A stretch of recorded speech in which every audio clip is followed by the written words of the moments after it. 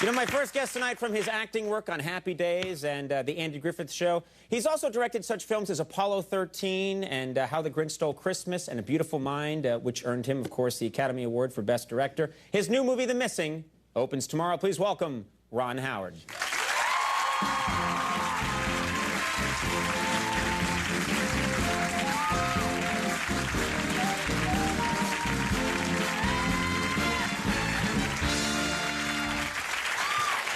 Thanks for being here. My pleasure. You know, I have to say, I used to, this is going to sound weird to you, right, but when I was a kid, I think a lot of kids do this, you're sort of worried about, you know, what am I going to look like when I get older? Right. And so I used to focus on you because I looked sort of like the same way that you did when you were a kid and playing Opie on The Andy Griffith Show. Oh. And actually, I have photos to prove it here. Look at this side-by-side comparison. What? This is the way it looked. All that So I used to think I will look at Ron Howard, he and I will end up looking exactly the same.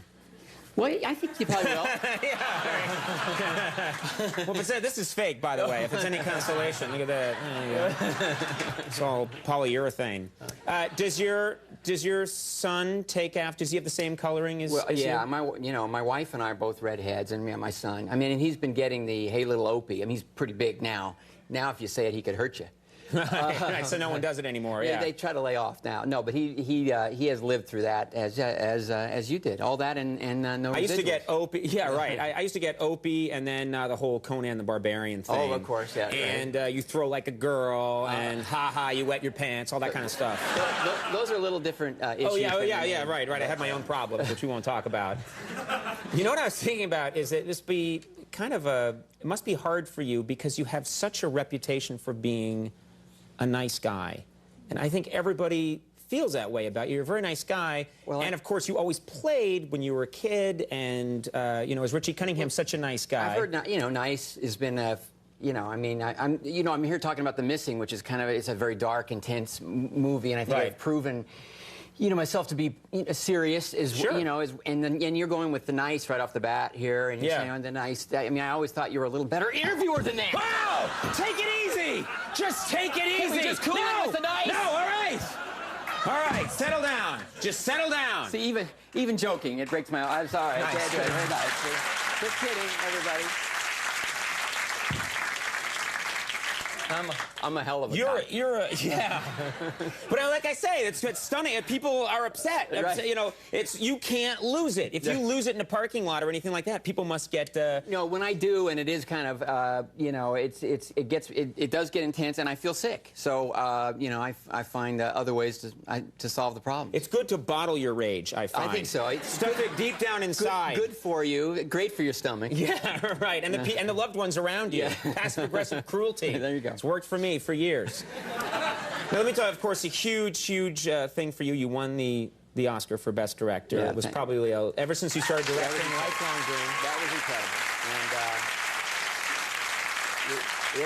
And that was exciting. And then my partner at Imagine Films, Brian Grazer, and I then won on the producing side on the same night. It was great. Very nice. It was fantastic. Very nice. And then, to top it off, when you're getting your Academy Award for Best Director, your good friend Mel Gibson, I guess you guys are close. Yeah, well, we did the movie Ransom together, and he hands it to you. He's at the podium. Yeah, well, he told me that you know, he was going to be giving out the award. And the night before, he said to me, "I'm giving you an Academy Award tomorrow." And I said, "Well, that's very nice." He says, "No. I'm giving you an Academy Award." Now, you know Mel? Yeah, he's a little bit. nuts. Yeah. And so I kind of laughed about it, and then on the way out he went, and he's crazy enough to read whatever damn name he wants. And so like he's the only one looking at the envelope. He could just So you know, the moment came. I was nervous. He said it. I was exhilarated, and I'm walking up the steps thinking, "Oh no." Oh no. Yeah. And so I get there, I'm thinking about it through my whole speech, and on the way out, I said, "Show me the card." And he showed it. Thank God it said Ron Howard. Yeah, but it was written in crayon really quickly. It was X'd out. That is so weird. You know, what would you have done? That's a good moral question. Kept it. Kept it, exactly. Good. If he had done it. Kept my mouth shut. Yeah, absolutely. Good way to go. Now, you've directed so many films. You've had a lot of success. Do you still get nervous when you're directing? Does it still you know, cause you any anxiety? Well, Are you it's exhilarating. I love it. But, you know, your adrenaline is going, and each day you've got this creative opportunity to try to, you know, fulfill the potential of the movie. And, I feel a lot of anxiety during the course of filming, as much as I love it. You know, it affects my sleep and everything. Do you have weird nightmares or anything about it? I do. I have kind of running dreams about it that I've had ever since I began directing. You know, it's I'll be directing and you know, going up and no one will listen. I mean, I'll go up and give a direction, and a crew member with, you know, just a grip with a hammer, they will just laugh in my face and turn away. Right. Actors, you know, showing utter disdain. And then it gets worse, because then it's the classic, I'm directing naked. That's very homoerotic, I just want to tell you. It's, no, it's, you know, directing is something that I really love. I put my heart and soul into it, and, you know, and I want the films to be good. Well, let's talk about this movie. You'd never, I was thinking about it today, you've never directed a Western, have you? No, I haven't, and I like Westerns. What I really like is that period in history, because it was so tough. And, of course, a lot of Westerns have been made, and stories tend to follow, you know, traditional kind of paths. This story, I thought, was really unusual. Strong female characters, Cate Blanchett, who's a, you know, tremendous actress, and a really cool, Tommy Lee Jones is so cool in this movie. And if you, you know, I've long been a fan. I knew this was going to be a role that he would really go crazy. He has a lot of intensity, you know, and I don't know the man off screen, but there's an intensity there on the screen that you'd buy into his character because he seems so authentic. Well, he is authentic, and he's intense on and off, but extremely intelligent. And look, and authenticity was key to him. As extreme as his character is, he's this guy who's abandoned his family like 20 years before. Very intelligent, but a wanderer, and he's basically lived with the Apaches for the last 20 years. But he straddles these two cultures, and you know, he really doesn't belong to either. It's a, you know, it's an amazingly cool character, and I think really only Tommy Lee Jones could pull it off the way he does. Yeah, you can't just get anyone to play someone with that kind of He's amazing, and the authenticity was so important to him, including the language. We had 2 Apache elders with us all the time, getting the language and the culture absolutely correct, and he loved it. And his favorite thing was coming in with little rewrites that included, you know, like off-color remarks and things in the Apache language. And we kept They were working in like little jokes here, little knock-knock jokes. Lots of jokes, yeah. We have a clip here from the movie. What do people need to know? Well, this is, Tommy Lee Jones and Cate Blanchett together are trying to rescue his granddaughter, Cate Blanchett's daughter, who's been taken, and he has just come across an old acquaintance of his, a Chiricahua Apache from his days traveling with them, and at this point, they don't know whether they're going to be friend or foe after all these years. Let's take a look at this clip from The Missing.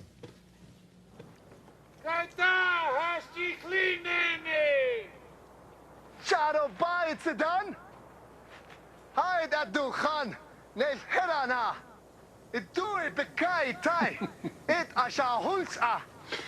I lived with him and his family for a time. Good. That's good, isn't it? Neleshe. Neste. Is nahanjash. Aku da akahila.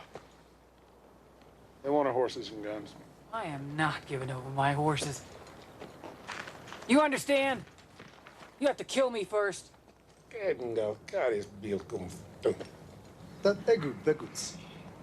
Takuji nasta gutu. Nakke ara nat e. And all the language is authentic. The language is totally authentic, and the research yielded a lot. You know, for example, you know, the Apache people do. I mean, it's written in journals. It's passed down that you know, when they first see people looking like you and me, they just think we look like we're just out of our minds with rage. I'm sure they've never seen anyone like us before, and they think, who are these freaks coming along? Well, the movie is The Missing. It opens tomorrow. It's always great to have you here. Likewise, Thanks for doing it. Ron Howard, everybody. John Tesh coming up. We'll take a break. We'll be right back. Stick around.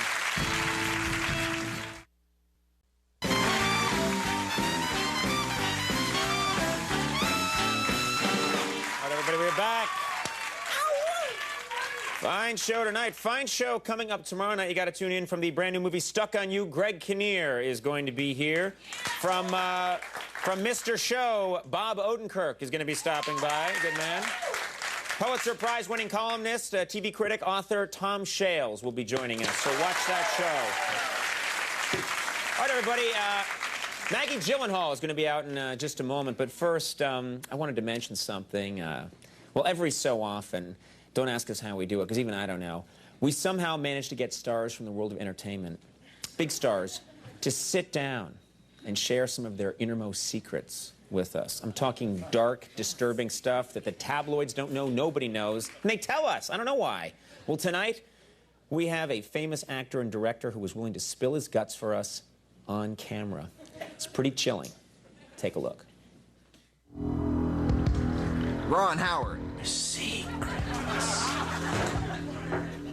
Joni Loves Chachi. Now, that was a pretty good show. Joni is Chachi. Now, that could have been interesting. Secrets. I married my high school sweetheart. And after all these years, I still call her by her old high school nickname, Assistant Principal Hartley. Secrets. My AOL username is Firebush69. Secrets. When people ask, what was it like having America watch me grow up, I always ask them, what was it like spying on a little boy? Ron Howard.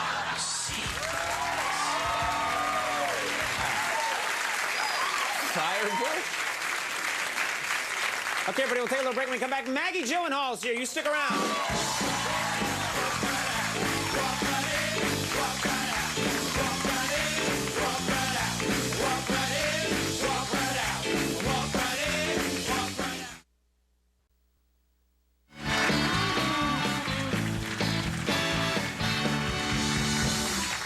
Everybody, we're back. Kevin Paul's going to be out in just a moment, but first, I do want to mention something. Every so often, and don't ask us how we do it, because even I don't know. It's pretty incredible. But we here at the show manage to get stars from the world of entertainment, big stars, to sit down and share some of their innermost secrets with us. And I'm talking about dark, disturbing stuff that they have never told to anybody. The tabloids don't know this stuff. Well, tonight we have a famous actor and director who is willing to spill his guts for us on camera. It's going to change his image forever. Take a look. Ron Howard. Secrets. Yesterday, someone came up to me and said, I recognize you from the Andy Griffith Show. I said, you should. You're Don Knotts. Secrets. I now have a strict rule against getting romantically involved with any of the stars of my films. Let's just say I learned some very valuable lessons on the set of Cocoon. Secrets. I saw Tom Bosley kill a man for using Hefty brand garbage bags. Then he used Glad bags to dispose of the body. I respect a man who believes in the product he endorses. Secrets. I'm not what you'd call a real bather. Ron Howard. Secrets. What his deal is, that guy. Good guy. All right, we'll take a little break. When we come back, Kevin Pollak's with us. Stick around. We'll see you in a second.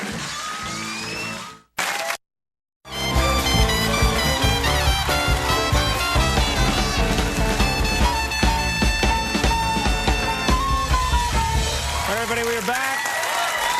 My first guest is the Academy Award-winning director of such films as Cinderella Man, A Beautiful Mind, and Apollo 13. Well, his latest, Frost Nixon, was just received 5 Academy Award nominations, and it's in theaters now. Please welcome Ron Howard.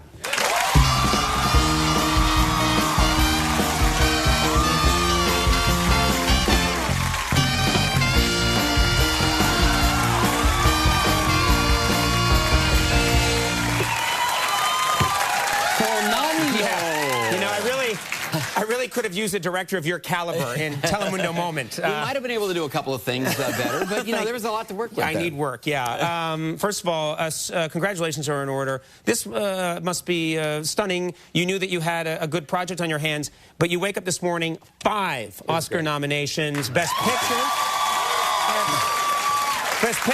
Best Director, Best Actor, Frank Langella, Best Adapted Screenplay, Best Film Editing. This is stunning. This was a good day for you. It's great. It's great. It's great. It's a great story, you know, Frost Nixon, and what Peter Morgan, who was nominated today, discovered with it is, you know, it goes so far beyond the interviews and Right. the history of the event. And I think that's why we're here with these nominations. Every audience that goes in winds up coming out surprised. You know, they just had no idea how much emotion and humor and suspense there could be in that story. What's interesting is the timing of this film is nice too, because as a nation we're experiencing this is a movie that's about this giant historic event in our nation's history, and now I understand you were just at the inauguration. Is that right? You were there. It was, yeah, it was. What it was that great. like? I still looking for my invite. it was, well, what was that? What was it? It was amazing, and probably the greatest thing was the morning of the inauguration. Just everybody walking in, and you know, people.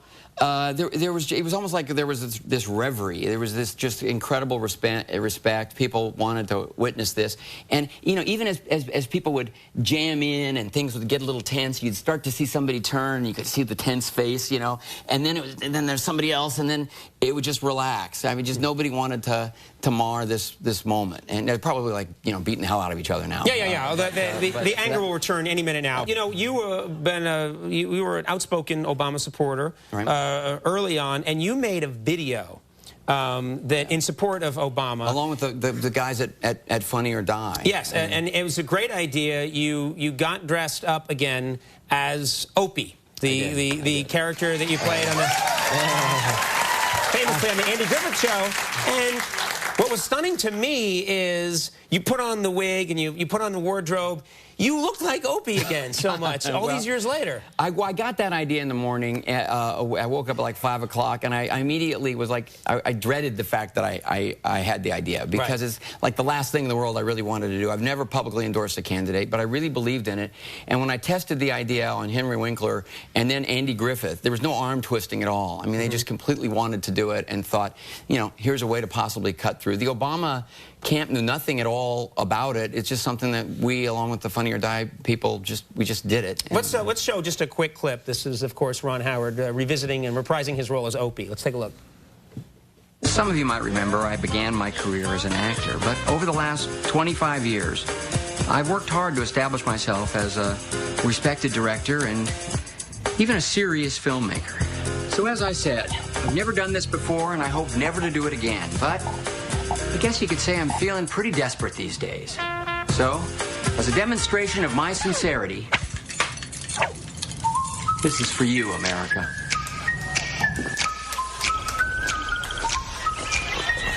Hey, Paul. Hey-o. I like your hey paw. It's the same hey paw. Well, you know, it hasn't changed at all. Once an actor, always an actor. You get the costume on, and it's like riding a bicycle. But I figured, you know, look, if it obviously was not a vanity project, and you know, if you're willing to humiliate yourself for something that you believe in, it has to count for something. I know a little bit about that. You know, don't listen to him about the setting aside. No, I must listen to my president. Yeah, we're the dachshund. I can't let go of him. You know, it's interesting. I was thinking about this today. You've worked with so many major talents over the years as a director, yet, and this is unusual, you were so iconically famous as a young person, as Opie or Richie Cunningham.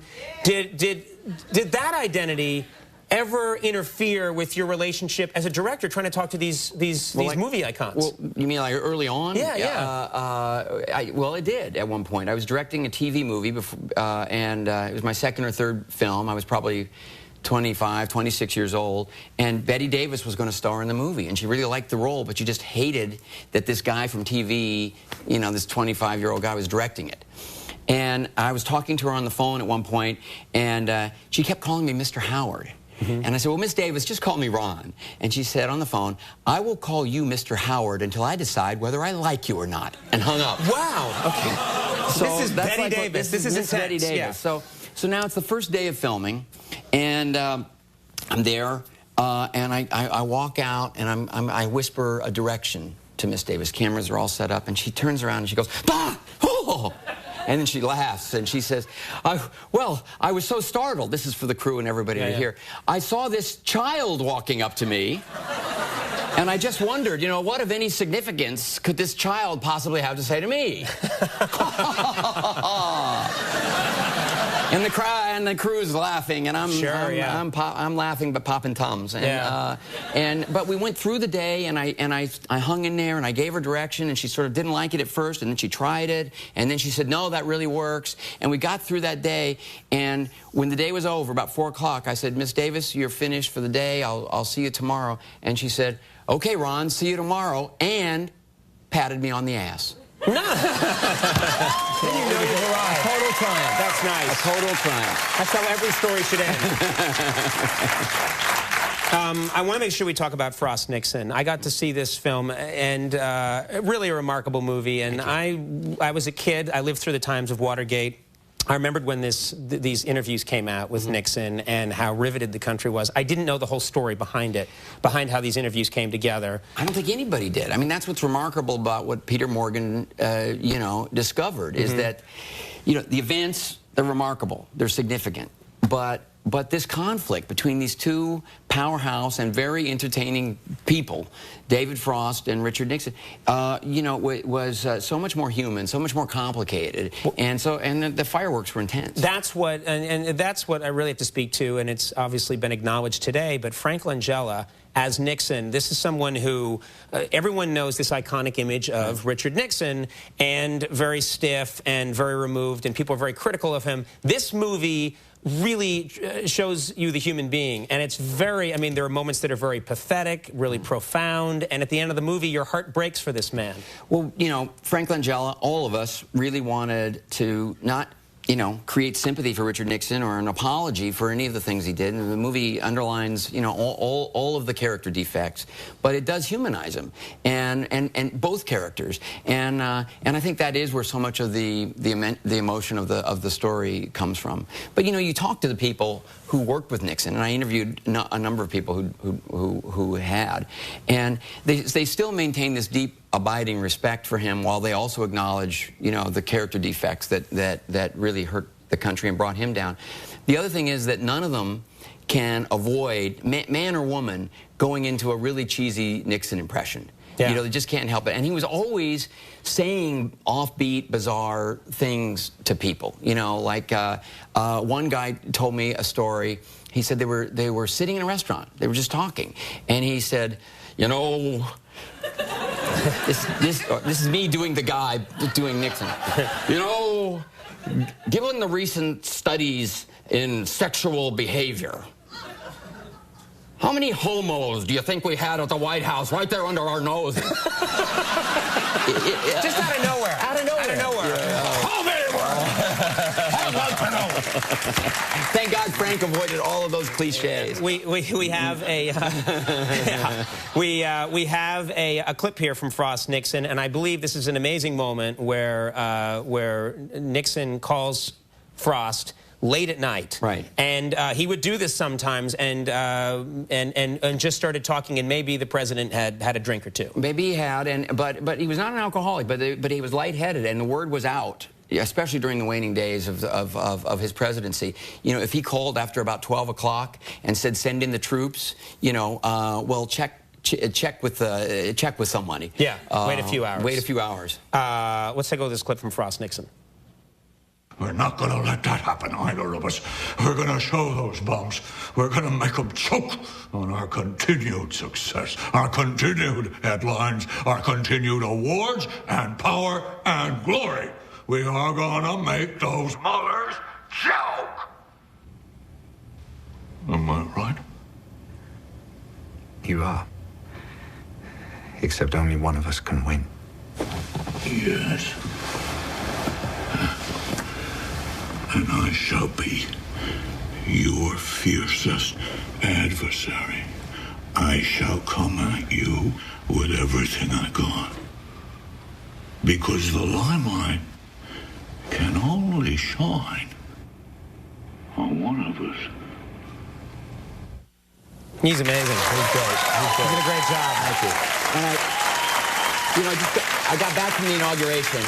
And one of the things that meant a lot to me, going around to the various functions and things, is that a lot of journalists and a lot of veteran politicos who were there said, the movie's great, but I knew Nixon, And what Frank Langella has achieved is nothing short of remarkable. The way he caught the essence of the man. This is people who knew the real Nixon. Yeah. Well, if you have not seen this film, don't delay. Go see it immediately. Frost Nixon is in theaters now, and it's pretty amazing. Ron Thank Howard, you so much, Ron. yeah, continued success to you. Thank you. We'll be right back. Eric McCormick, everybody, stick around.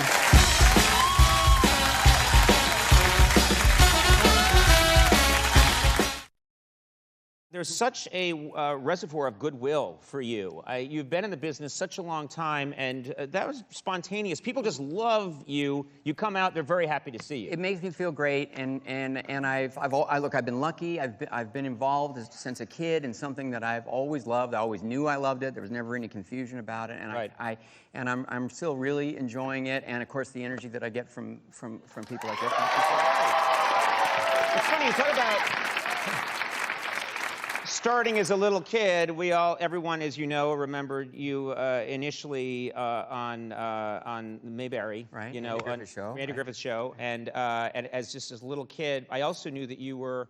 I think your career started in this studio on this stage 15. Didn't you shoot The Music Man here? Yes, I did. How old were you when you did The Music Man? I had actually started the Andy Griffith Show, so it wasn't the very beginning, but it was sort of my first big high-profile feature, and I think they shot it in 1961. So I was just turned 7. You were right here. You were right. Do you remember coming to this building? I remember coming to this lot, and we shot on a few stages, but there's a plaque out there that I noticed on my way in. Yeah. It always makes me feel good. Brings back a lot of memories. Yeah, it's they have a plaque outside that has the list of all of the great movies that have been shot here. And then it's funny, you'll be looking at it, and just incredible movies, like classic movies that you're looking at, that you remember, and then there'll be always a couple in there where you're like, oh my God, that.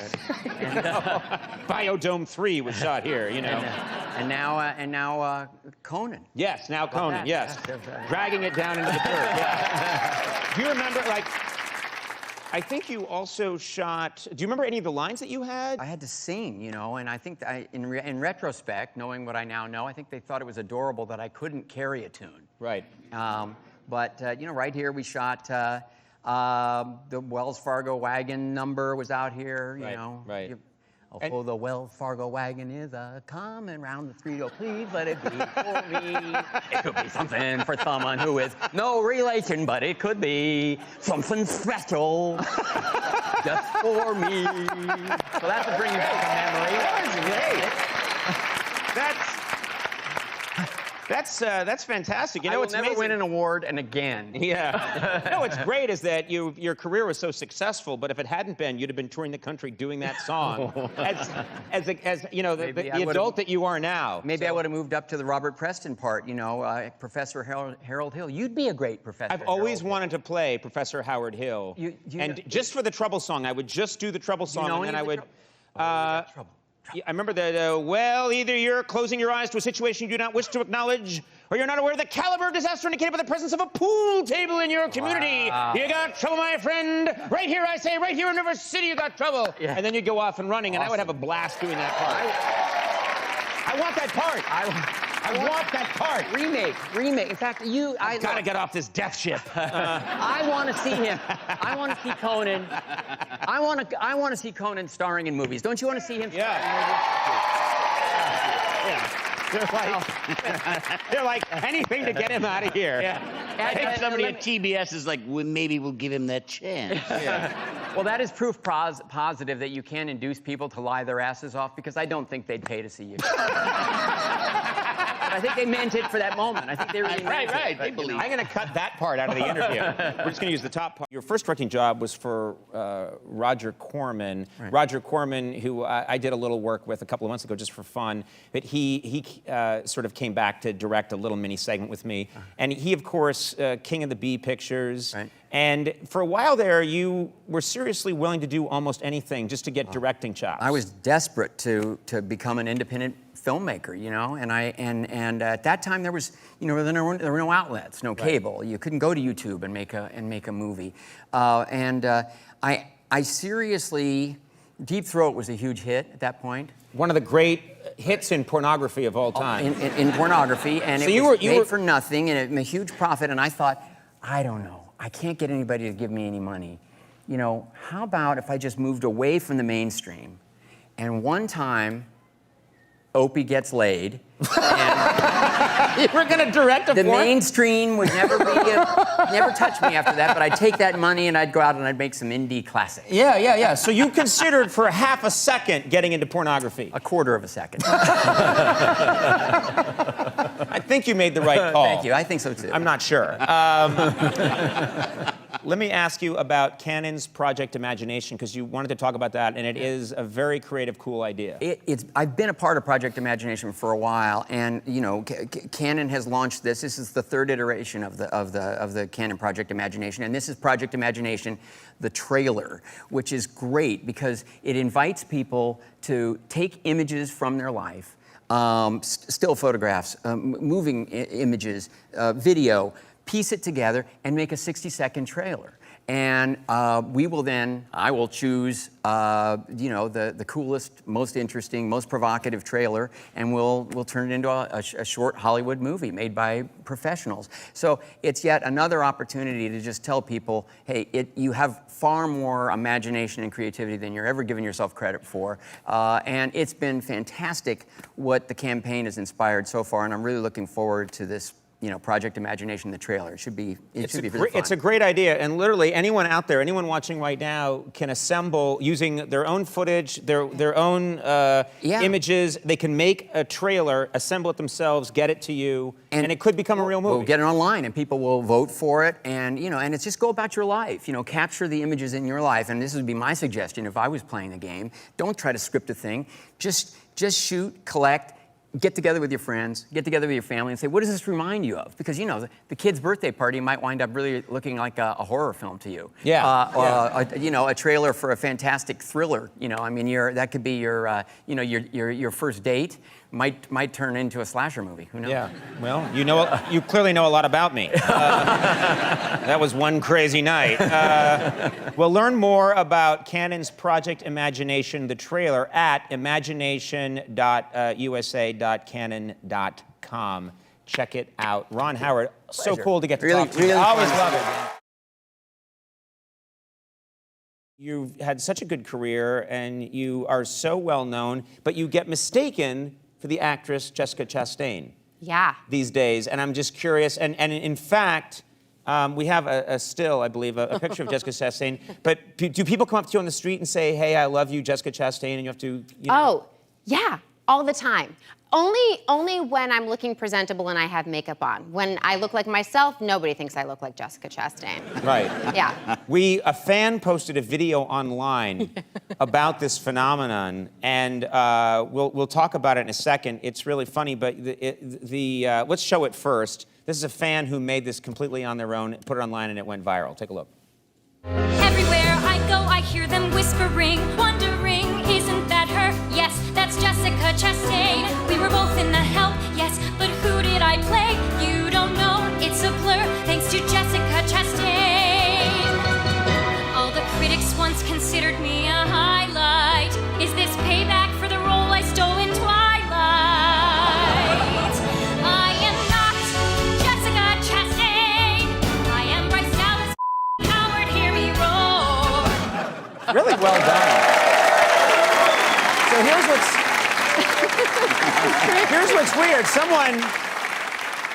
Someone made this on their own, put it up, it goes viral, and many people think that you made it, that's you singing.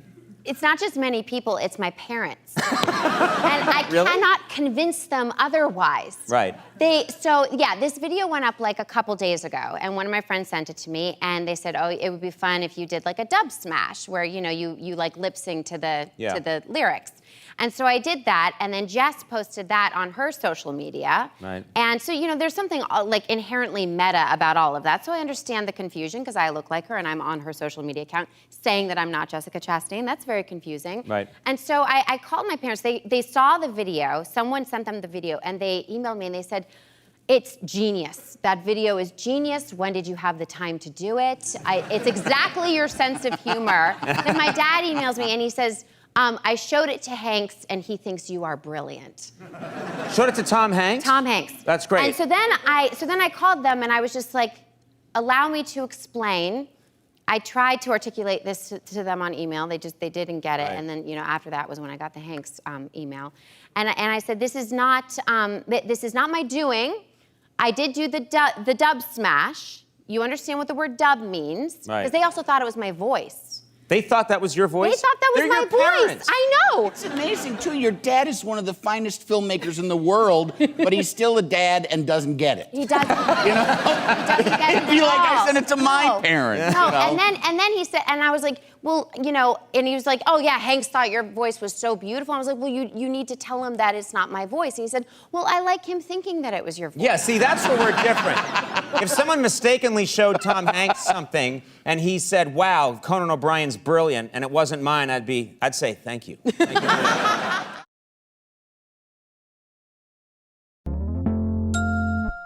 There's a part of the movie, and I don't think it's giving away too much, where the crew has to survive for a long period of time with no food. They were adrift to eventually, you know, about 90 days. About 90 days, they have to live on these incredibly small rations. So you needed the actors. I was watching the movie and I was thinking, how did you get these actors? I mean, Chris Hemsworth looks skeletal, and I thought, you can't do that with CGI.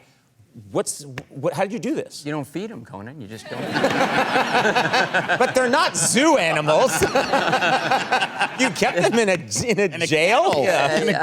Nutritionists, trainers, you know, cooks there to make sure that the tiny little caloric intake that they have is you know, power food and super How many healthy. calories a day? Well, ultimately, down to about 500 calories a day. Jeez. You know, 500 calories I mean, a day? I mean, their snack that would come out that they would be just ravenous for would be, seriously, like a slice of cucumber, a little olive oil with an almond on top. And they'd be, give me the almond. Are you going to eat the almond?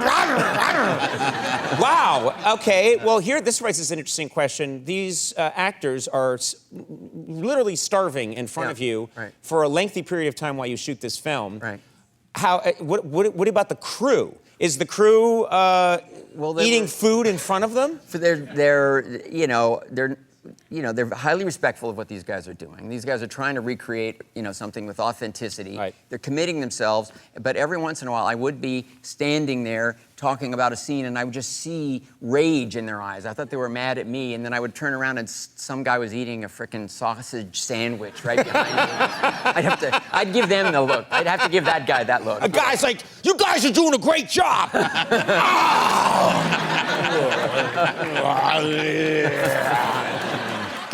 I'm not even going to finish this. But when they were adrift at sea, of course, and we were working with cameras further away at times, and they were alone out there for hours, and you know, acting. They had their dialogue moments, they had their dramatic scenes. But when I would yell "cut," I would have my earphones on, and I could still hear what they were saying. It would go instantly to food porn. Yeah. It was just, have you been to America and had a Krispy Kreme, mate? Yeah. You know, yeah. Pizza. Yeah, Well, people, because when you're that hungry, that's all you can obsess on. And then they'd talk about food up until the moment that I was saying, okay, we'll get ready to roll. And then they were back to 1820 and the movie. And no food. And, Chris Hemsworth actually was named 2014 Sexiest Man Alive. Yeah. I think by People Magazine while you were shooting, and you guys took a picture of him the day the announcement came out, and he certainly doesn't look like the sexiest man alive. There was... My God. He looks like that thing you use to clean a cannon. Yeah. You know? He's very dedicated. They all are, and they all followed Chris's example and leadership. And you know, you are recounting these real events. A lot of them are very emotional. Yes. Very surprising. They relate to our world in ways that kind of I think surprised me when I first read it. And it's also a chance to make a movie of that kind of scope and scale. I got to see your movie actually this morning, and it was fantastic. Thank you. It was great, and we will talk about that. But I'm curious about something. Yeah. Tom Hanks has described you as a director as being very excitable. That you get when you're describing an action scene and what you want the actors the to action do, scenes. that Yeah, you get yeah. really wound up. Now, do you think that's fair of Tom to say that, or do you think that's a little unfair? What do you think? Look, he likes to do these bits, you know, where he kind of does a version of me. Like he was talking about this movie that we just finished shooting, one of the Dan Brown, Robert Langdon mysteries. And in it, there's a drone that's trying to find him. And of course, the drone wasn't really there because you couldn't get the mechanics of that. So, you know, Tom's having to do his angle. And I start trying to talk him through the action. And I go, you know, there's a drone and it's coming. But he describes it like, okay, there's a drone. It's hovering. It's gone. It's back. And so you feel he's exaggerating. I think he's exaggerating. In fact, I don't even think that represents me at all. But then I find myself directing him, and I start doing, you know, his version of me directing him. So now it's kind of ingrained. But so anyway, I was kind of complaining about it on this press junket that we're doing because Chris Hemsworth is the star of In the Heart. And there's a lot of great action in this movie. And I was complaining about it, and he said, "No, that's true." Because you did it with me. You said, there's a whale! He's gonna die! He's got teeth! All right, so I'm trying to help the actor. Taylor. I know. There's a whale! I'm trying to support the actor. Sure, yeah, you're doing your part. To create this realism. You know what's interesting is that directors on a big film, like this, for example, where there's so much involved, there's incredible special effects and so many actors and so much going on, directors famously can be short-tempered because they have a lot to worry about. You don't seem like that kind of guy. You seem like a guy who doesn't get angry, or is there anything on the set that does get you angry? I don't know. I'm not really a yeller, but you know, if people aren't prepared or something, you know, if they're late, if they disrespect the process and a pattern is brewing, you know, I don't yell at them. What do you do if you're not yelling? How does Ron Howard, as a director, show his displeasure? Well, they just see that I'm upset. You know, they'll just see a different look. You know, and then that seems to be almost enough. Can I see? Is it okay if we see the Ron Howard? Wouldn't you like to see what Ron Howard looks like on his roll? I would. Let's get a nice shot of this. I just want to. As I recall, you made my daughter Bryce cry on demand, and now you want me to make looks? Yes. Okay. That's true. Okay, I'm running a circus here. And you're willing participant. You jump through it. I don't know. There's not too much to it. It's not as good as Bryce's crying, but it's kind of like. You just look tired. You look tired and like the sun's too bright. That's all. That's enough. People That's just enough think, get that man a sun hat. That's all they're thinking in that moment. Yeah, you did. You know, you mentioned your daughter was here, Bryce, an incredible actress, and she was here, and it was this moment that so many people have talked to me about. She said she could cry on demand, so I asked her to do it. And she did it here on the show. Yeah. We did like a mini scene, and it was really incredible. And I was like, I thought that's fantastic. Did you know that she could do that? Well, no, not to that degree. But I mean, she's a great actress, and she's very emotional, and she can cry. I mean, I talked to her about it, and she said, well, I knew I could do it. She just had that confidence. In her Broadway debut, she had Cheryl and I were there. It was a big moment in the family. There she was. She had a good scene, and she had to cry, and our seats were close enough that near the end of the first act, she's crying, and I'm looking, and it's real tears here on Broadway. Wow, that's really something. And I look over at Cheryl, and Cheryl's kind of like this. And I thought, why isn't she emotionally involved in this? Yeah. I am. So at intermission, I said, wasn't that amazing? You didn't seem that knocked out by that. I was just blown away. And she said, are you kidding me? She pulled that every day of her life when she was 17.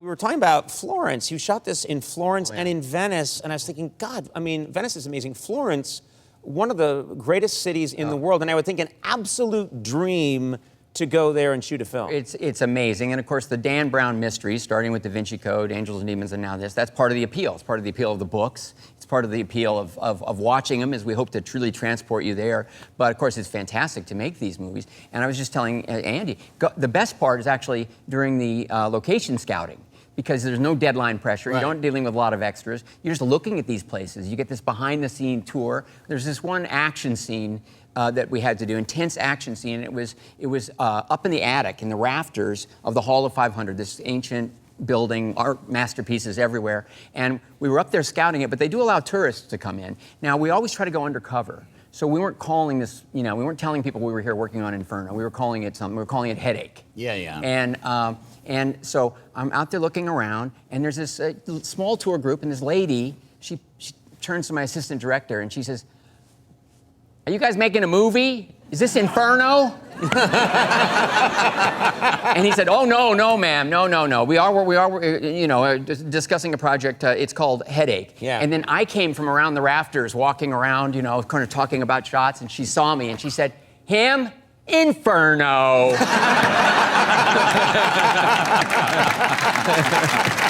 And you're busted. Yeah. That's great. That's when you were like, take care of her. Oh, no, it's a Wendy's commercial. Yeah. Now, the mayor of Florence, I suppose a great honor, gave you the keys to the city. We have a photograph here of you getting the keys to the city. And wonderful guy. I don't know why Santa Claus is there. I don't know why the Keebler elves were involved. Well, what's great about these keys, or impressed me when I got them, is, sometimes I've gotten keys to cities and towns before. Oh, I never have. They're usually big, giant wooden replicas. They're totally symbolic. I wouldn't These know. were ancient, old. Never you happened. do. They're ancient, old metal keys. These are old keys. These are real keys. Wow. Yeah. So, like about 3 or 4 o'clock in the morning, I just happened to be coming back from night shooting. I had the keys, and I just sort of said, "They must open something." Yeah. And so I was like going up to all the old buildings just to take a shot. Yeah. It You could didn't just work. walk from door to door and Well, just see, does this open anything? Yeah, it must have. 8 days a week. I was Oh, so thank you. thrilled when this came out, and you did such an amazing job. Thank you. On the documentary, the film, and putting all this footage together, and then I realized what drew you to the project, because I found out you were not, like just about everybody, you liked the Beatles, but you weren't a fanatic. Not a fanatic, but it's a great story. And look, I love telling all kinds of stories, whether they're dramas, true life dramas like Frost Nixon, or Beautiful Mind, adventure thrillers like Inferno, or kids movies like The Grinch. But here's this amazing story, and as I began to look at it, yes, we had the new concert footage. That was great to work with. We had these bootleg soundboards that we could now digitally mix to extend some of the songs and make you hear them like you could never hear them before. That was all great. But what I began to discover as I did the research and then began doing the interviews is this amazing story. It just deals with the touring years, which at first I thought might be a limitation. That was their request, because they wanted to feature all the live playing. And all the, but I began to see that, no, it was a kind of an adventure story. It was a kind of a survival story. And when you begin to understand, all the ground they were covering in popular culture, all of the strife and tension that was going on in society at that time, that they were a part of, whether they wanted to be or not. And there were these 4 guys that had to pull together. And, I just learned so much about creative integrity and sort of personal integrity, the way they navigated all that. So I thought it was an interesting story to work on. You got to sit down with the surviving Beatles at one point, isn't that right? And you went to Abbey Road Studio where they... Yeah, we did. That was incredible. Yeah. And in Studio 2. Studio 2, yeah. And we were sitting there doing some press work. I'd already done the interviews and gotten to know Ringo and Paul McCartney just a bit, doing those interviews. But now we're sitting here, and I'm on the side, the far side. It's Sir Paul here, and then it's Ringo. And they sit down, and they say, "Well, this is really something." Paul says, "This is really, really something, isn't it?" And Ringo said, "Yeah, it is." And they're both looking around, and they said, "How long's it been?" And they said, "The records." And they had not sat together in that space together, yeah. since that time. And so I stayed out of it, but it was just this unbelievable moment. These two guys who had been like brothers at one point in their lives, kind of having that moment. That's how we're different. You respectfully stayed away. I'd have gotten right in the middle of it and somehow made that moment about me. That's why I'm not invited to those things. I have to ask you this. I want to get to the Inferno clip, but is it true that Ringo, once with Keith Moon, this is a story I heard, Ringo and Keith Moon, during their crazy years in the 70s, crashed the set of Happy Days? Yes. Is that true? Well, they did. And it's really true? I've heard that reminder, Ringo just about remembered it. He said, "Ron, I don't remember much from those days." But yes, in fact, they were working on this really campy Mae West comedy, Mae West's last film, and they just, wandered over. And this is during their crazy They were in their cups. Yeah. Keith Moon was a madman. Yeah. And Ringo was bobbing and weaving, but very polite and cool. But they both really decided they really should be on an episode of Happy Days. And Henry Winkler and I were going, hell yeah! Yeah. But it was a rehearsal day, and we couldn't get the cameras rolling. Yeah, and also it wouldn't make any sense at all. No, but who cares? For those two to show up in the 50s. And then they wandered in. They literally they tried to knock on the jukebox to see if they could make it go like Henry, and they wandered into the bathroom, calling at the office. And they were big fans. It was fun. Every time I see you, I think of the time that I think you, your wife, and I just managed to be sitting at the same table. Yes. And we all have the same coloring. And within a minute, we were all talking about our favorite sunblocks that we use. It's three red-haired, freckled people. That's the conversation. Talking, and we were all like getting like wine connoisseurs. Like, oh, no. This is a coconut, but it also has... It was sad. Yes, you could go and go and go. We bummed out everybody at the table. When we first took Bryce was on your show. My daughter Bryce was on your show yesterday. And when we first took her at age 2, my wife has red hair, just like yours, just like mine was. And Bryce, of course, has the flaming red hair and did by the time she was 2. And, the guy looked at her and she said, well, she's okay. She said, keep her out of the sun. You two aren't going to have any more, are you? Oh, my... What? Really? Yeah. It's like that. Yeah. No, it is like that. There's this sense of... No, I had... We had 3 more. I had a dermatologist... Are they all redheads? All redheads, yeah. Oh, okay. It's a wild house. That's crazy. It's a little on fire, so to speak. Because we're insane. We're all insane. A little nuts. Yeah. No, I went to a dermatologist once, and he was just saying, you have to cover up all the time, anytime you go to the sun, when you go to the beach. And I say, yeah, I'm really good about it. I wear a hat, I put on stuff. And he went, yeah, but how do you get from your car? And I stand on an umbrella. He said, how do you get from your car to the umbrella? And I said, give me a break. I live on planet Earth. Like, yeah. He was basically saying, stay inside for the rest of your life free. Until sundown. Yeah. Vampire. Then I found that it wasn't about my skin. He had seen the show. He just wasn't a fan. You should stay inside. You've directed Tom Hanks once again. You've directed him many times. This is the 5th time. 5th time in Inferno. You guys are really good friends, good buddies. He's such a nice guy. And then he just did an impression of you on Saturday Night Live days ago. And I'm curious, did he ask permission first, or did he just go for it? Let's take a look. I want to get your reaction. You tell me if this is accurate. With your host, Ron Howard. Hey there! Hey, it's me, it's Ron Howard. How cool is that? Huh? Pet bloopers just make me giggle. I can use a good laugh after working all day with actors like Tom Hanks. I love Tom Hanks, but what a pain in the ass. Okay, all right.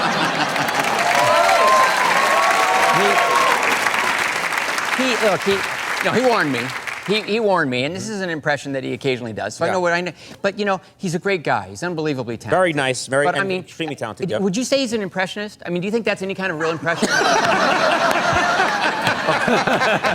got the jacket and the hat right. Yeah. He got the jacket and the hat dead on. I will say, I don't think you do this all the time. Well, thank you. Well, he heightened You just did it. You just did it. No. You just did it. And you do it a lot backstage. Maybe he's mad at you. Maybe he's mad at you because when you see Inferno, there's incredible... I mean, you put Tom Hanks through his paces on Inferno. What? You put him... And there are scenes where I can tell this is not a body double. Oh, no. You actually, at one point, you have him... Amazing scenes, but underwater, it looks like... There's no other way for it to be anyone else. Well, look, going back to Splash, he's good under the water. He's very game. He works hard. I knew he was comfortable. It's on his resume. Yeah. Underwater work. Yeah. But then, and he's, look, he's unbelievably cool. But we shot that on the last day of shooting, and we were dragging him under there, and he banging his head against this pillar, and it's a very, there's a lot of excitement and action in the climax of the movie. And he did pop up. And he said, Ron Howard, professional director, saves the stuff that can kill the star to the last day. And? Well, no, he lived through it. Yeah. But does he have a point? Do you do that on purpose? Absolutely.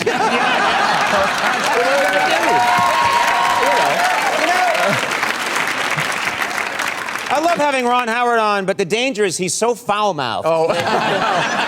He's just notorious in the business. You're just an animal. Hi, my name is Ron Howard, and I feel, frankly, indifferent about being Conan O'Brien's friend. You know what? Listen, and no one says this often, but Ron Howard, you prick. You have this reputation of being like, oh, he's the nicest guy. And then you come in here and you take me off. I can take it or leave it. Yeah. You know, I'm here, but I'm here. I'm here. You know, to be honest, you really could. I mean, I was shocked you showed up. You've had a level of success. Frankly, I'm surprised when anyone shows up. But you've had a level of success where, yeah, you do not need to be here, and I'm appreciative that you're here. No, I actually do. I've always loved conversations with you, going back to your rookie year on TV. That's right. You came on. You were one of the early people to come on the show, and you agreed to do a bit. No one knew who I was, and we were trying very, very out there bits. And we said, what we want to do is we want to saw your arm off. And you said, okay. And we did a bit where you had a stunt arm, and at one point we're talking, and I just take out a saw, and I saw your arm off, and you're screaming, and you were fantastic. And of course, most people didn't know who I was. You were, you've been iconic since, I don't know, 1965, so and beloved. And so people, I remember, this is back when people would write in with complaints, but people were saying, the way you treated Ron Howard. I didn't really saw his arm off. I loved it. Hey, a funny redhead, there you go. Okay, I have a very clear, distinct memory of getting invited to some event. I don't know what it was. Maybe it was like a Vanity Fair party, something where I would feel a little bit out of place and thinking, do I belong here? And I'm with my wife, and I get, they seat me at a table with you and your wife and a couple of other people, but we're all right next to each other. And then you and I start to get into this very intense conversation. And I remember people at the table thinking, wow, what are Conan and Ron Howard talking about? It's really intense. Like, are they talking about film? What are they talking about? My wife leaned over and she listened, and then she said to the rest of the group, sunblock. And it was true. It was true. And you were saying like, yeah, no, here's what I do. I always try and wear a hat, but it's got to be at least a 45. And I was like, yeah, but is there zinc in there? And you're like, here's the deal, Tony. Zinc can be problematic. and we went really deep. And of course your wife was like, yeah. Well, my wife's a redhead. Yes. Your color hair. Yes. Vivid redhead. And same as Bryce. When Bryce was our firstborn, and the first time that we took her in, we went to the dermatologist, Cheryl and I, and brought Bryce, and Bryce was literally in our arms, so she was maybe a year old. Yeah. And the dermatologist, gives us each our checkup and so forth, and then he says, you're gonna have to keep a hat on her. You're gonna have to keep her. And then he looked at Cheryl and looked at me, and he said, she's very pale. She's pale. I said, yes, we know she's pale. He said, you're not gonna have any more kids, are you? Oh my God! He meant it. Oh my God! Yeah. I remember distinctly having a conversation with a dermatologist once where he said, okay, this is when I'm in my 30s, and he went, okay, I mean, but look at the freckling you have, the sun damage. And I went, well, yeah, and he said, well, did you do sunblock? And I said, yeah. And he said, do you wear a hat? Yeah. Do you wear long shirts? Yeah. Okay, but what about some days...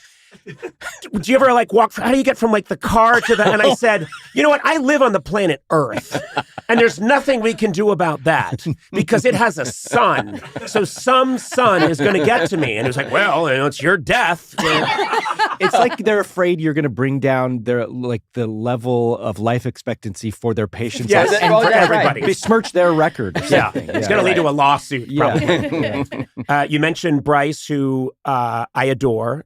She's a terrific talent, beautiful. You must be very proud of her. You told me that when she came on my show once, it was a very tense moment for you. Why? Well, I mean, I'm a parent of adults. That sort of constant worrying about your kids is kind of, it's kind of faded. I feel pretty confident about it. I don't have that. I just thought hey man, I'm in show business. I got to worry about myself. Yeah. These kids are on their own.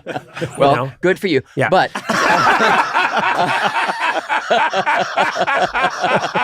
You walk your path. Yeah. Okay.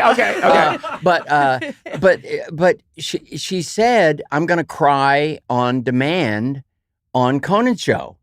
And I said, "Oh, come on, Bryce." And I've seen her do it. Yeah. She can cry. She can cry on command. And I said, "But that's not. I mean, it's a show. It's a live show. I mean, it's." And she said, "No, I'm going to do it." And so then she told me it worked. So I know that.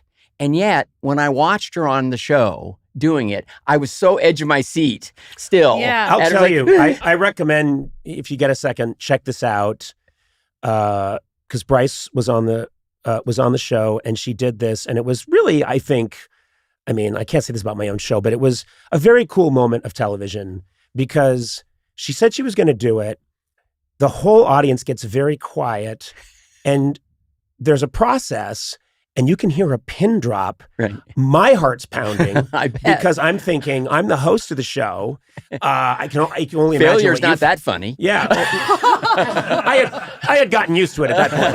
And sometimes I just wander the aisles all by myself in Home Depot, and I think about all the amazing things that they have. Yeah. And I think about all the incredible products they have. Yeah. And I think about everything that they have at Home Depot, and I just think to myself, my God, Home Depot, how do you do this? How do you do this incredible thing? You give so much and you get so little in return. I mean, some people pay for the stuff, but are they really paying you enough for what it's worth? They're not really paying you what you really should have. And I think that at some point, people should actually give Home Depot what they're due, because it's not fair. It's a company, and it's in a company that should be compensated. Oh my God!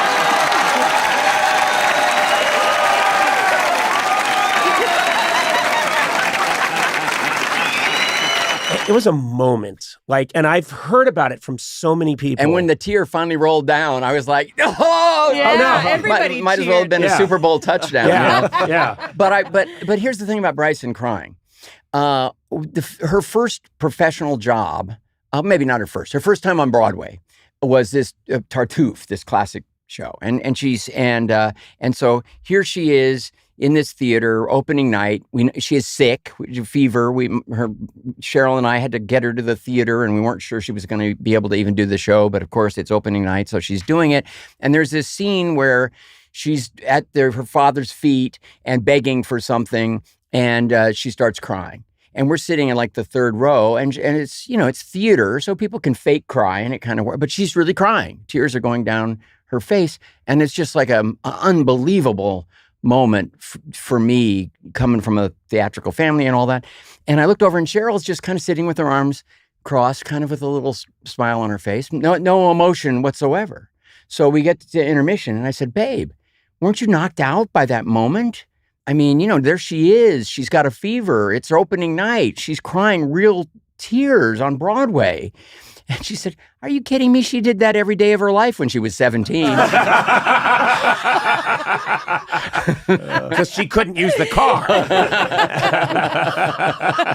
We've all seen that. It's really worth noting that your career, improbable in so many ways, because just on Andy Griffith alone, you could have spent the rest of your life going to setting up a card table and going to conventions and having that amazing experience. And it's so funny because I get to interview so many terrific actors, talking to Walton Goggins the other day, talking to Billy Bob Thornton. Both of them cite that show, the Andy Griffith show, as being seminal for them. Amazing. And I think I understand it because it's character comedy. Mm-hmm. Not afraid of a long pause. Right. Not afraid of, and I was saying there are scenes outside the courthouse or in the barbershop that feel like waiting for Godot, and beautiful. It really does hold up. Well, it's it was so much a function of a kind of singular creative voice. Not that Andy wrote; he wasn't didn't have a producer credit, but it was his show. It was tailored to his sensibility. And Sheldon Leonard, who was the executive producer and very active on the show, was this old character actor who had become this incredible television producer who had great success with Danny Thomas and Van Dyke and the Andy Griffith Show.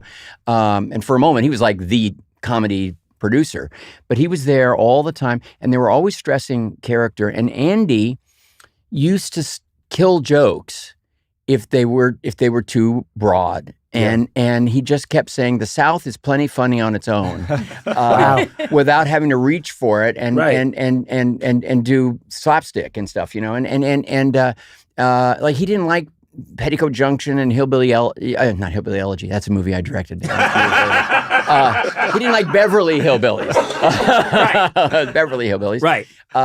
And you know, because they were doing sketch basically. Yes. And High concept. He didn't like Little Abner. You know. Right. And so as a result, I mean, I don't know that there have been other single camera shows that kind of held that tone. Maybe Real McCoy's a little bit, but they didn't have Don Knotts. Yes. You know, And I was remarking recently that it's the ability to have, you know, two characters just talking about, oh, it's a nice day. Well, those bits were usually when the show was short. Yes. And they would come, so we would shoot Monday, Tuesday, and Wednesday, single camera, rehearse on read on Thursdays, rehearse Fridays, shoot Monday, Tuesday, and Wednesday. And several times, these scenes that you're, the kinds that you're citing, usually between Don and Andy. Yep. I remember vividly Aaron Rubin, our showrunner, coming down and saying, talking to Andy, and then Andy he always called Don Jesse. Yeah. And he would say, Jesse, we're short. Come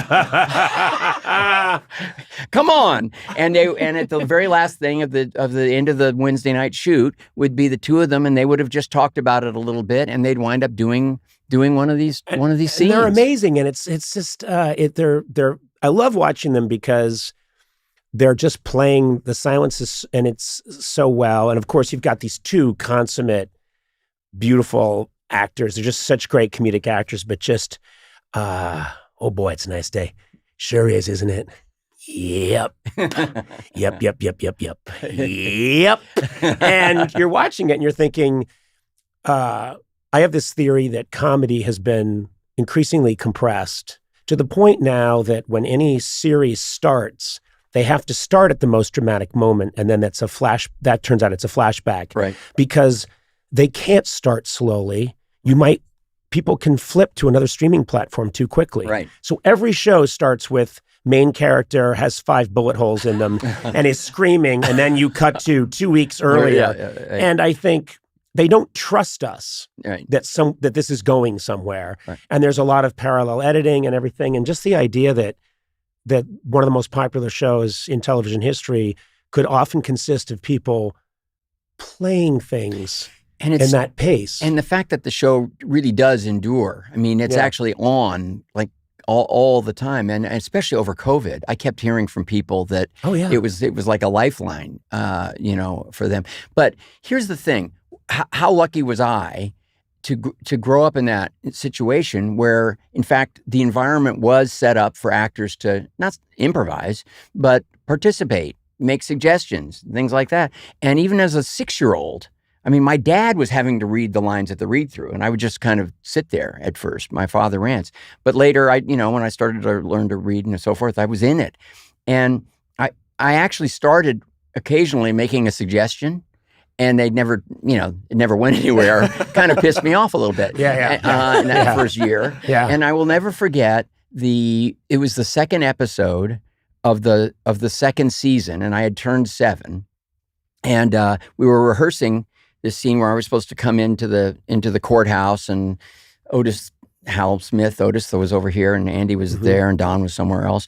And I came in, and I was supposed to say, "Hey, Pa, something, whatever the line was." And then I sort of stopped, and the director, Bob Sweeney, said, "What is it, Ronnie?" And I said, "Well, I don't think a kid would say it that way." Oh. And he said, "Well, how do you think a kid would say it?" I don't remember what the line was, but I pitched my little little fix on it. And he said, "Okay, good. Yeah, do it that way." And it was just like I was a part of it. I just felt this surge of being involved in something. Yeah. And Andy from across said, "What are you grinning at, young'un?" And I said, "What's the first idea of mine you've taken?" And he gave it the proper beat, and he said, "Well, it was the first one that was any damn good. Now let's rehearse the scene." To a 7-year-old. But you know what's also nice? If you look at if you look at the history of situation comedies, especially usually and increasingly so through the 70s and 80s and 90s, the kid's role was to say something overly sophisticated and wise-assy that a kid would never say. Right. So that's where you get, all these, the Gary Coleman character that's just like, well, if you ask me, sounds like this guy's paying too many taxes. And I love that episode. I know. That was, I agree with him. I think we are paying too many taxes. But, and what I think really holds up well is your character is a real boy. You're playing the reality of the situations. You're not saying, no, let me get this straight. Yeah. Otis is drunk again? Huh, sounds like someone needs rehab. And like winking at the camera, which by the way would have been a great line. But yeah, that's but well, okay. This is something that that means a lot to me, and I didn't know anything about it at the time, but later Andy told me this.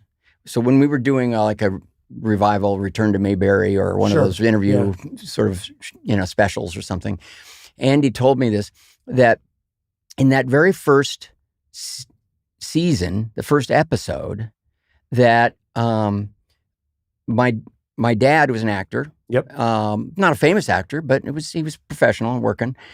Took it upon himself to just go up quietly to Andy at one point and say, now I see they're writing Opie kind of the way they write the Rusty Hamer character on Danny Thomas. Mm-hmm. And like so many shows where he's a wise ass. Yeah. And he said that, Ronnie can do that and everything, but what if he actually respected his father?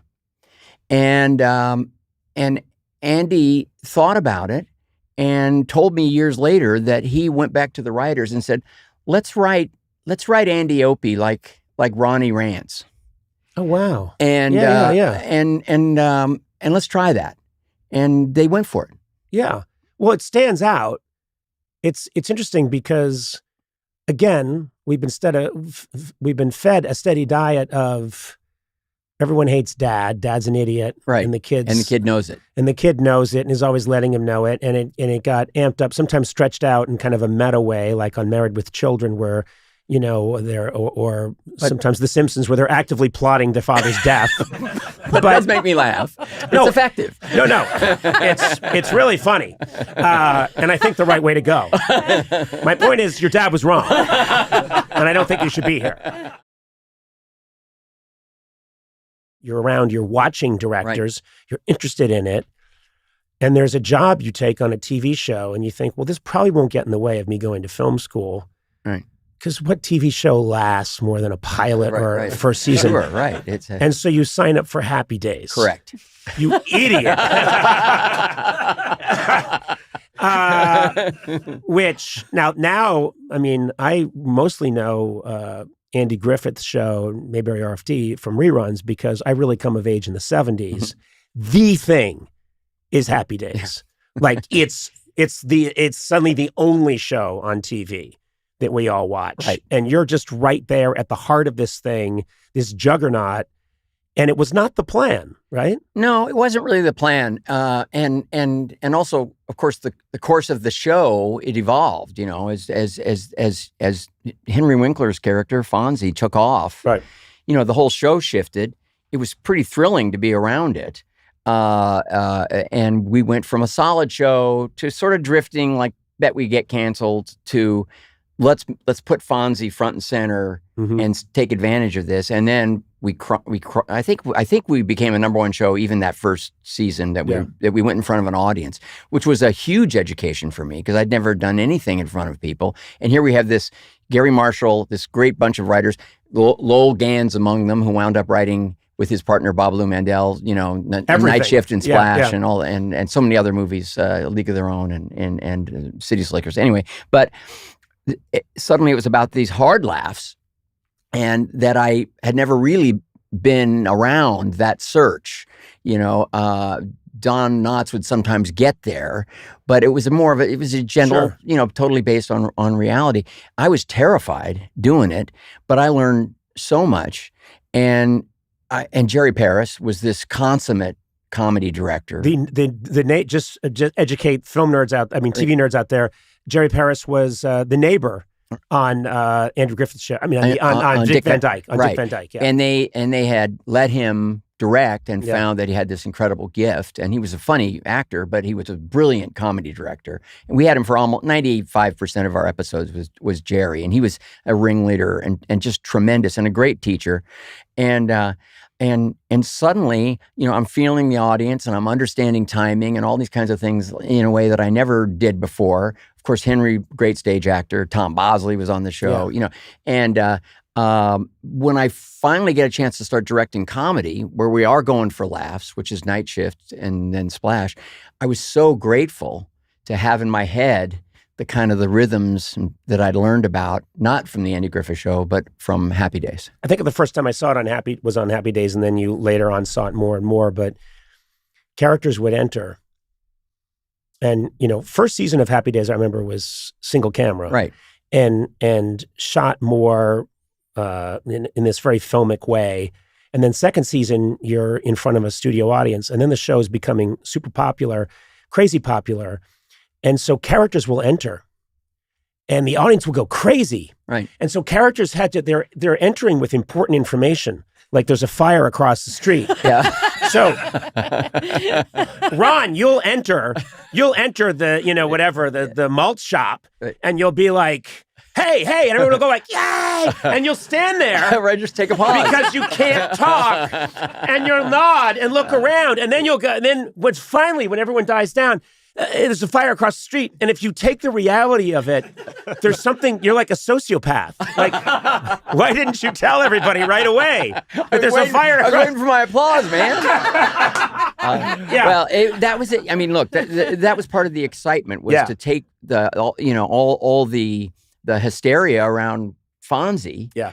And put it in front of an audience. Yeah. And, and actually directly compete with J.J. Walker. Yeah, exactly. Which is Good times, yeah. Good times. And that's what they were going for.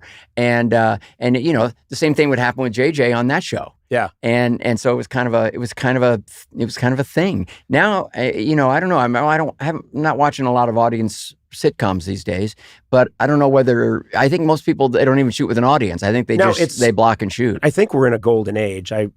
Sometimes people decry, TV these days, and I think I agree. You were talking about speed and density of comedy and so forth. And when we were beginning Arrested Development, Mitch Hurwitz and I talked a lot about The Simpsons, and part of that style was to create. I kept saying a kind of density of laughs. Yeah, and I was a big proponent of that, and which kind of led to not only the style, which was sort of supposed to be originally a little more faux documentary than it wound up being, but I was pitching the idea of a narrator, and Mitch said, "I don't think we're going to need that," and we did it and so forth. And he shot it, and it was funny, but he said, "We should try it as an experiment. I kind of think you're onto something." So I was directing a movie in Santa Fe, and he said, "Would you just temp in the voice?"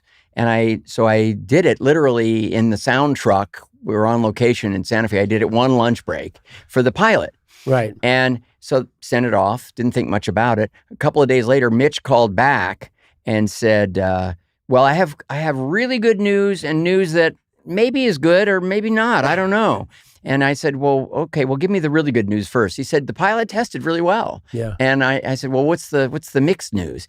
He said, well, I just don't know how you're going to feel about it because the narrator tested the highest, and now you have to do it. We sold the show, but I said you're doing it. You're the narrator. But but I loved being a part of that. It makes sense because my son and I rewatch, and rewatch Arrested Development all the time because he's got really good comedy taste. I'm not so much to his liking, but we'll watch it again and again and again. And what makes perfect sense to me, when something's done, you just take it for granted that everything is the way it is. Right. So of course it would never occur to me that you wouldn't be the narrator of Arrested Development. And I think for my money, if you had to say like, okay, what are the absolute acme, what's the height of television comedy? And you can, not one, but you can pick like 5. Arrested Development's in there. Oh, well, thank you. The you. best of it is absolute perfection. And I do think that people know you, they like you, and they trust you. And your voice saying, meanwhile, Buster had his own ideas, and it's such a dense show. Right. Buster thinking he's in Mexico, although really he's only 10 miles from his house, sleeping at his housekeeper's residence. It's a constant, you're being taken by the hand Right. through this absolute madness. And I don't think that show could exist without you there taking you along. Thank you. It was really fun. But whenever I'd have an episode where I really had a lot of lines, I said, Mitch, you've been struggling with this one. You're looking for the narrator to bail you out, man.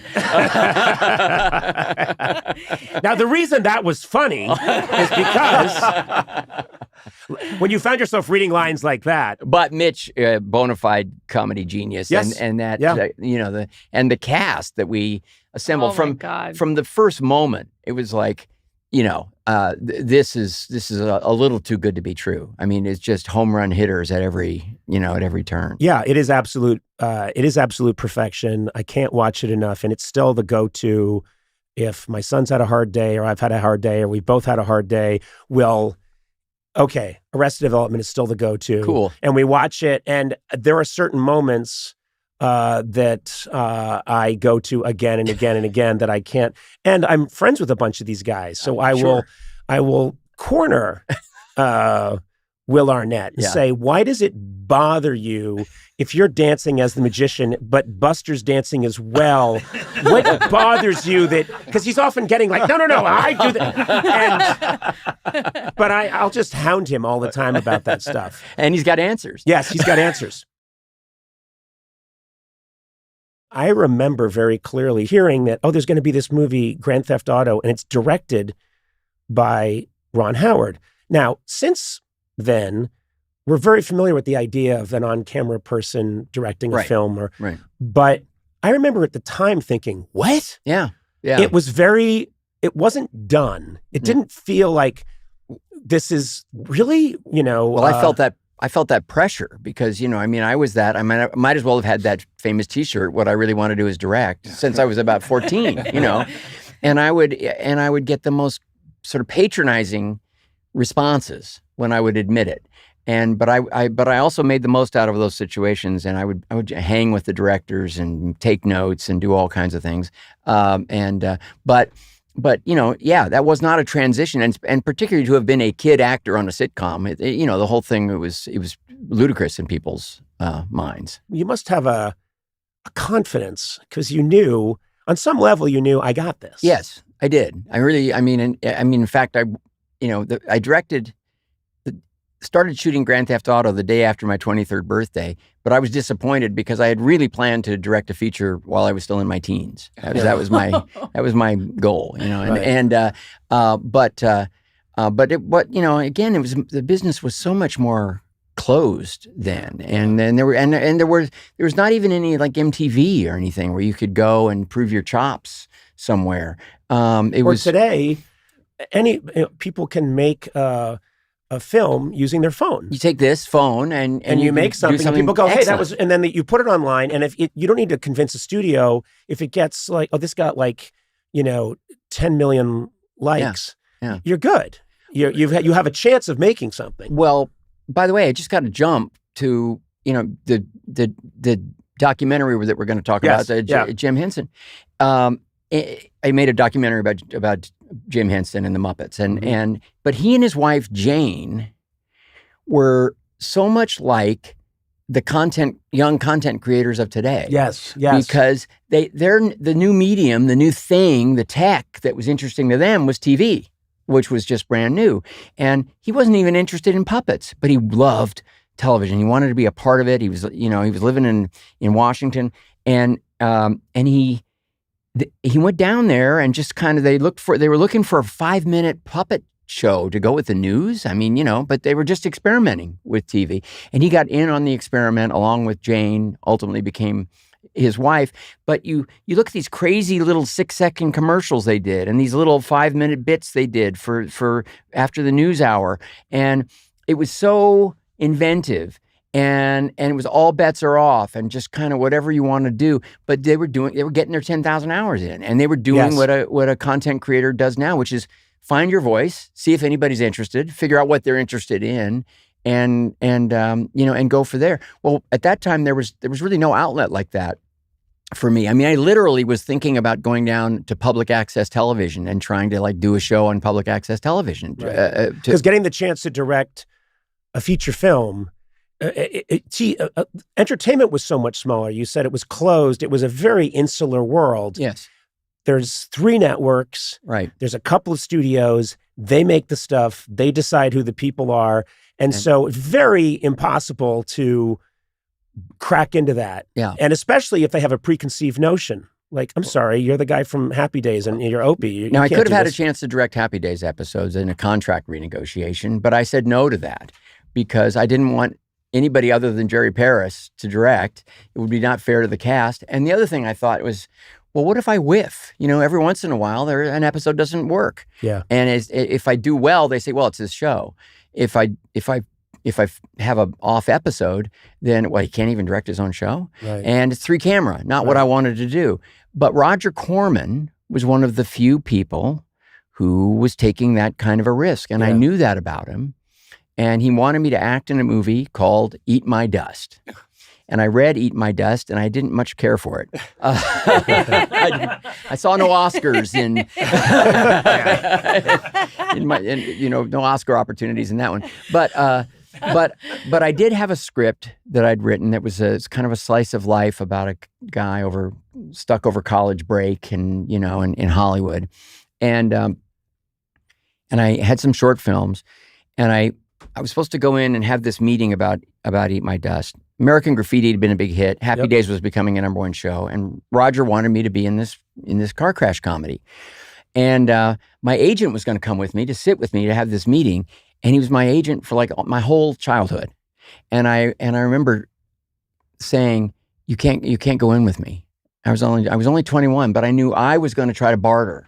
Yeah. And he didn't care about that. I knew he didn't care about that. So I remember the look on his face. He was shattered. I mean, his client said, "No, don't go to the meeting." So I went in, talked to Roger. I said, I don't love Eat My Dust, but what I really want to do is direct. Here's a script. I think I've raised half the money coming out of Australia, $150,000. I need another $150,000 in distribution. And if you do that, then I'll happily be in Eat My Dust. He read it. He got back to me. He looked at my student films, and he said, well, that's a character piece. It's very well written, but it's not what I do. And he said, here's what I'll promise you. If you act in Eat My Dust, I'll give you a chance to write a script. If you write the script and I like it, and you're willing to be in it again, then I'll let you direct that. If that fails, I'll let you direct the second unit on something, in the car crashes or the fights or something else. So I thought, okay, so my big, I leveraged my way into a second unit job. Yeah. That's going to look great on the resume, but I took it. And when Eat My Dust succeeded, I went in and I pitched so many different ideas, a sci-fi thing, a noir thing, just different kinds of projects. And he smiled and he said, when we were testing, he was very erudite, Roger. Yes, I remember, yeah. He had been to Caltech and he was an engineering, an engineer at heart. He said, when we were testing titles for Eat My Dust, there was another title that came in a very strong second. Grand Theft Auto. If you can fashion a car crash comedy that we can correctly entitle Grand Theft Auto, I'd probably make that picture. Yeah. And my dad and I cooked up an outline. We wrote a script in a month. It was the fastest green light I've had in my entire career as a director. And I think Roger Corman passed, I believe, a week ago. A week ago, yes. Yeah. And age 98. 98 years so old. So sharp. I talked to him 6 months ago. I mean, he went to see my 13 Lives. He went to a screening. He had, he was so supportive of all of his graduates. He just remained. Well, he must have so been connected. incredibly proud of what he was pulled proud of off. all of us. Yeah. He was proud of all of us. Jim Cameron, Joe Dante, Alan Arkish, hell, Francis Coppola and Scorsese, Bogdanovich. The list goes on. A lot of people forget this, but your documentary brings it back. I was a writer at Saturday Night Live for a couple of years. Then I'm doing the late night show, and our studio was on the 6th floor, and the Saturday Night Live studio is on the 8th floor. But right down the 6th floor, not far down the 6th floor, there was a little office because in the early days of SNL, the first season, Jim Henson, Frank Oz, they're doing, the Muppets are part of SNL. And they had a little office, and they drew all of these characters on these pipes. Right. And now, of course, it's been put behind glass and preserved. But in my day, you could just go by, and there's some pipes there, and they're just covered with those drawings. Yeah, they're amazing. And I'm trying to wipe them off, because I like clean pipes. Oh, no! I just think pipes should be clean. No. But I couldn't get them off. No, but that was a misstep for them, right? Yes. Because that kind of didn't Well, work what's out. interesting is that all the cutting edge, cool, sardonic, Michael O'Donoghue's, wise asses at first season SNL were like, these puppets, what are they? These puppets are here. I hate these puppets. And so it was very, you can tell in the documentary, crushing to Jim Henson. And then he spirals off from that and creates the Muppet Show. Yeah. But he'd been trying to sell the Muppet Show for years and failing. I mean, all the networks turned it down twice. There's a hilarious pitch sort of video that they made that is using the Muppets to sell the idea. And going completely over the top, and it's Jim's voice, and it's just brilliant. It's so interesting because Jim was, you got to really know him. I met him only once, but it's so shy and retiring in person. I mean, just kind of, and you think of him as a performer, but not with a microphone, not with a camera on his face. It's through the puppets, you know. And we were talking about Andy and Don, but it became so clear, not even so much from the interview with Frank Oz, because he was very modest about his contributions, but as I began to recognize and look at these videos, what a comedy team they were. Yes. Not just Bert and Ernie, but Miss Piggy. And Kermit, or there's a great bit in there with Fozzie and Kermit, and this is timing. I mean, it's like precision comedy timing, and they just nailed these bits. Well, I think that's the thing is good comedy is good comedy. So if you're making it for kids on PBS, or you're making it, for adults in a theater, good timing is good timing. Right. That's why, I always got my timing from early on from Warner Brothers cartoons because they were shown as shorts in theaters to adults. They weren't condescending. Right. So the timing was pitch perfect on those. Yeah. And then I think the same thing with when you look at a really good Sesame Street bit, it's just good. Yeah. There's no condescension of, this is funny for kids. But I didn't realize how many of those bits that Jim directed. I just thought he brought the Muppets and performed, and they did that.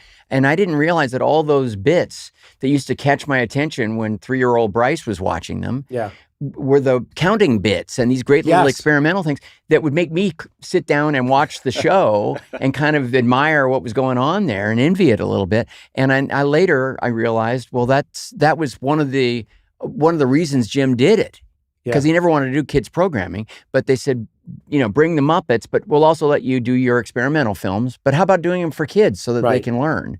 And he had a son with severe learning disabilities, so that was something that he was clued into. And he was wouldn't you say that the reason it really worked at every level was that he was really a satirist, right? Definitely. It was always there. What's interesting is that the early way that he made money was by making television commercials. Right. And so there are these Muppet commercials that, I don't know if you've seen them, but they're in black and white. And it's before anyone knew they were the Muppets, but you can tell it's the same, kind of almost the same characters, but they're prototypes. But they're doing like Hormel ham commercials. Right. But they're they last like 7 seconds long, but because they're 7 seconds long, they're very meta. Right. They're very today's sense of comedy. Yeah. They're not buy a Hormel ham. Yeah.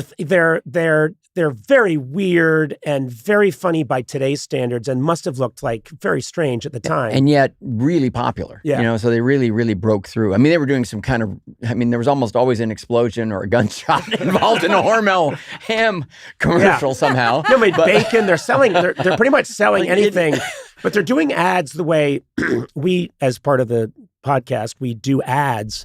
And I always do them in my sensibility, my way. And then afterwards think, no one's going to pay for that. Right. And they do. Yeah. And you can leave this in. I don't think they should.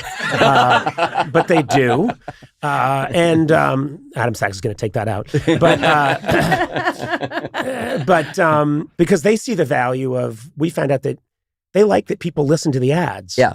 And they were, look, they were emotional without being sentimental. Definitely always had a point of view, and always had something to say, in and around the zaniness. But the Muppet Show, I didn't think about it. I loved watching it. Yeah. I didn't watch them, religiously, but man, I watch them now. Yeah. I mean, those episodes hold up. But I didn't realize that he was basically taking the English dance hall, sort of almost like vaudeville, their version, and applying that to the show. So he was making them in England. Yeah. So it's sort of, once again, what's old is new. Yes. When put through this filter. You mentioned earlier, I knew Jim well, and I can't say I did. I met him on a few occasions, and he was really nice.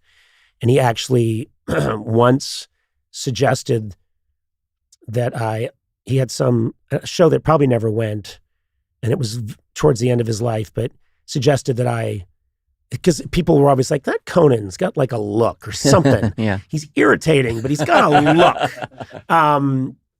And Jim Henson suggested that I audition for something for one of his shows. And I think, I remember they sent over, I've told this, but they sent over sides that had two actors. Right. Two characters, and I didn't know which one he wanted me to audition for. Right. So I showed up at and said to the woman who was running the audition, it says Steve and Mitch, and I don't know which is which. And she said, oh, here's the character breakdowns. And she handed me Steve, and it said, women want to be with him, men want to be him. He oozes sexuality. Blah, blah, blah. And I was just like deflating. And then I said, can I see the one for Mitch? And she handed me Mitch. She was like, this gangly, goofy, red-topped goon stumbles his way through life. But people like him despite his many flaws and his asexuality. And I went, I think I'm the second guy. But this is a lovely tribute. And one of the things that really got to me is because of my connection, when Jim passed very suddenly in 1990, and it was such a shock because it was just out of nowhere. He gets this 53 years old. 53 years old. I was invited to that memorial, and to this day, it's the greatest send-off I've seen anybody have, because it's a funeral. It's a funeral mass. It's a memorial. And it started with, I guess, a letter from Jim that he had written, which is like, well, if you're reading this, it must mean I'm gone. Right. And he just decided to write this in case he ever passed suddenly. And he did. And it was so lovely. And then all the characters come out, and we're all laughing and crying at the same time. Yeah. So you show footage of the memorial service, and I was there. Yeah. And I, to this day, have thought, that's what everyone should be like. It can't be, because we're not all Jim Henson, but that's what it should be. It really should be a celebration. Well, it clearly was, and his son Brian read that letter, and we have a bit of that in the. Oh my God! And it was a tremendous tribute and moment, but he's so loved. Yeah, I mean, everybody we interviewed, it was actually great to make a film that I thought was interesting, could be revealing, and actually just doesn't have a dark side. I mean, it's just that he literally was just a guy who lived in a positive light. And he struggled, ups and downs, difficulties on a personal side in the relationship, sure, and yet set such a great example. Yes. Like how you navigate that too. Yep. I mean, winning's easy. But when you struggle, Yeah. that defines the man or the woman. And you look at both Jim and Jane, Yeah. and you sort of say, well, that's, we should do that.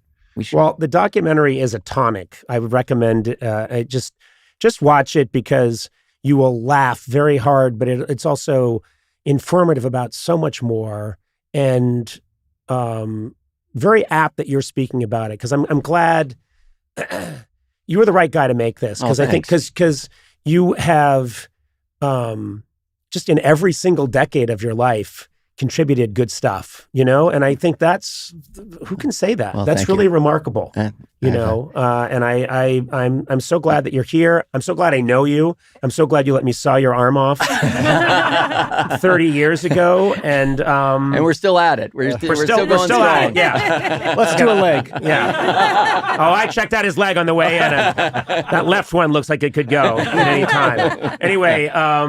Make sure Jim Henson Idea Man is just, it's a gift. And make sure that you check it out. And Ron Howard, you're a gift. Thanks so much for being here. Great to be here. And let's get together, get a drink, and talk sunscreen whenever you want. Beautiful. Good.